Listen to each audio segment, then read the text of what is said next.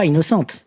À titre personnel, elle est innocente. Mais elle a validé un dispositif qui existait auparavant, et elle-même l'a dit d'ailleurs. Elle la regrette de ne pas l'avoir corrigé plus rapidement, d'avoir laissé faire, ce qui était un arrangement pour le moins indiscutable avec le Parlement européen. Donc ça, quand même, ça existe, je veux dire.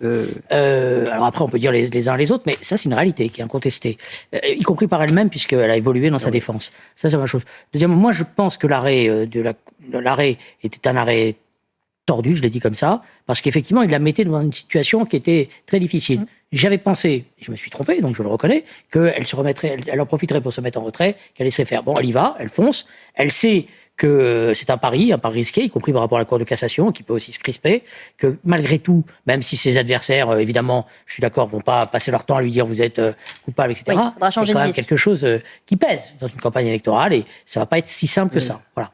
Alors après, si vous me permettez, j'ai eu le sentiment qu'elle y allait aussi parce que ça l'a libérée de quelque chose qu'elle avait dans la tête, c'est qu'elle n'avait pas le sentiment que M. Bardella serait à la hauteur de cette campagne.